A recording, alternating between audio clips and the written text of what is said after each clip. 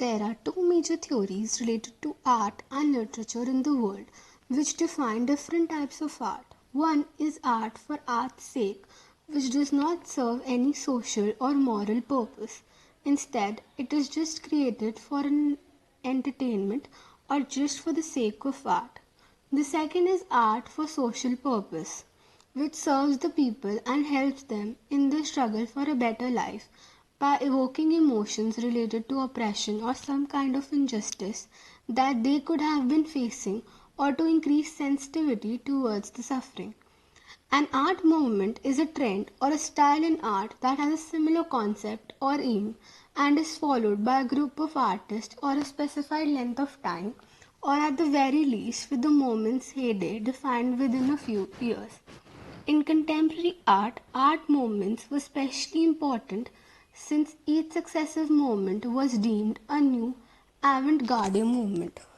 Probably that's how Indian art and literature contributed in the country's largest movement. A movement of freedom struggle against colonialism. When the entire nation was fighting colonialism, art and literature too became an important medium of struggle. Both colonialism and its reaction to it by the Indians helped in the growth of Indian art. It developed with people painting battle scenes between Indian and British soldiers and portraying brutalities to people singing and writing nationalistic poetries, plays, and stories. The nationalistic sentiment replaced what was earlier widely dominated by the portraits of songs or bhajans based on gods and goddesses only.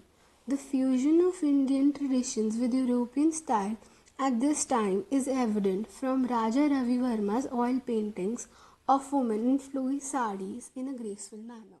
By 1905, the Swadeshi movement started gaining momentum. Indian artists attempted to revive their cultural identities which were suppressed by the British. They actively started rejecting the romanticized style of the company paintings and the Raja Ravi Verma's style of work which brought modernism to India.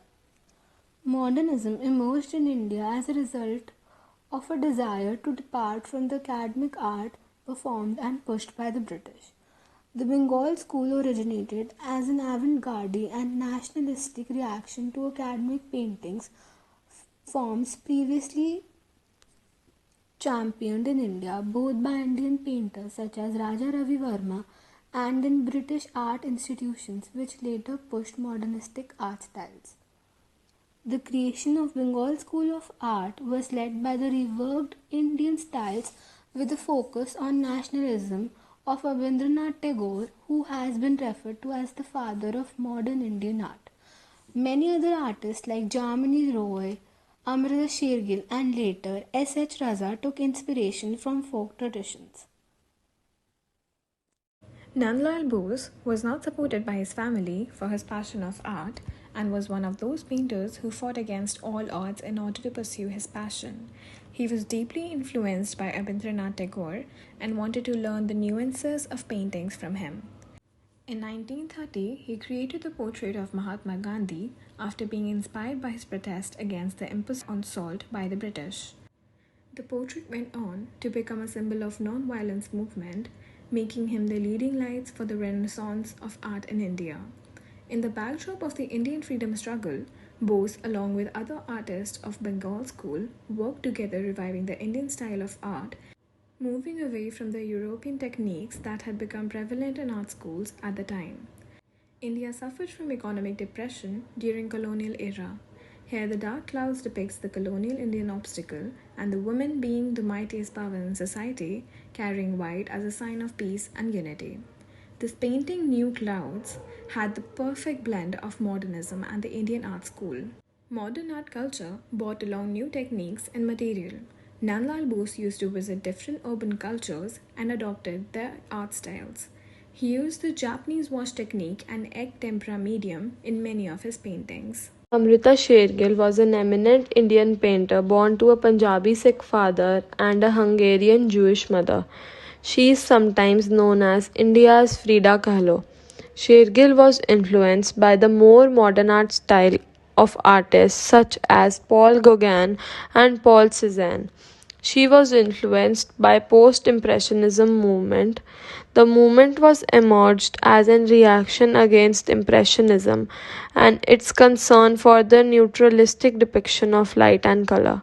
She fought to keep the focus on the Indian landscape, depicting the suffering of its poor people only as a side note within that landscape. As a result, Shergill decided to focus her work on the people of India themselves, and particularly the women. This movement paved the way for modern art. Painting feature the silhouette of women standing in the grave silence, reminiscent of tombstones, is in effect to the elegy to the living. Painters like Chitta Prasad were more concerned with bringing to light issues that were not widely addressed. Chitta Prasad Bhattacharya was a political artist of the mid 20th century. He preferred watercolor and printmaking, avoiding oil on canvas. Chitta Prasad used prints to disseminate leftist ideas and propaganda. He joined the grassroots movement to resist both colonial oppression by the British and also the feudal oppression of the landed Indian gentry. Chitta Prasad rejected the classicism of Bengal school and its spiritual preoccupations. During 1943, when Bengal famine hit, he visited rural villages and witnessed the hunger firsthand, resulting in his brutal, honest representation of human misery in harsh pen and ink drawings and sketches. Chitta Prasad travelled the remotest parts of the state, from villages, hospital, orphanages to makeshift camps, mirroring the drudgery of poor peasants and labourers and the evil face of poverty. In his black and white sketches, the skeleton faces, lined ribs, and barren forests, his confident black strokes reflected the life around him devoid of colour and joy. These drawings and reports were published in People's War, culminating in Hungry Bengal, an eyewitness account consisting of written prose and several black and white sketches, copies of which were confiscated and destroyed by the British. Chitta Prasad, as he is generally known, is significant not only for the events he chronicled in drawings and words, but because he broke away from the British influenced sentimentality of the traditional Bengal school of artists. He also did not fall in with the most international oriented Bombay based progressives. This drawing delineates the biblical tragedy of the crucifixion of Christ. This is one of many compositions of the crucifixion done by the modern artist Francis Newton Souza. F.N. Souza, a founding member of the Progressive Artists Group, in many ways shaped the modern art movement in India. He explored subjects like sexual interaction between men and women, the female nude, and Jesus Christ, subjects that were rare in India at that time. Souza was one of the first few expressionist artists in India, and he achieved mastery in the distortion of line to elicit emotions of anger, frustration, grief, and tragedy. At the heart of Souza's crucifixion is the body of Christ transformed through suffering. Souza was born in the Catholic province of Goa in Western India. In the 1950s, he was among the first of the post-independence generation of Indian artists to establish a career in Britain.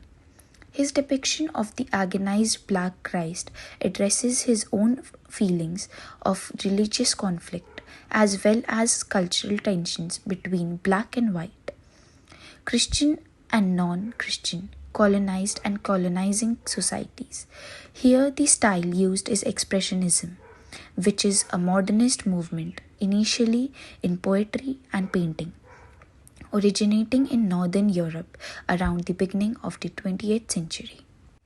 So, as to conclude, modernism refers to a global movement in society and culture that, from the early decades of the 20th century sought a new alignment with the experience and values of modern industrial life. Building on late 19th century precedents, artists around the world used new imagery, materials, and techniques to create artworks that they felt better reflected the realities and hopes of modern societies.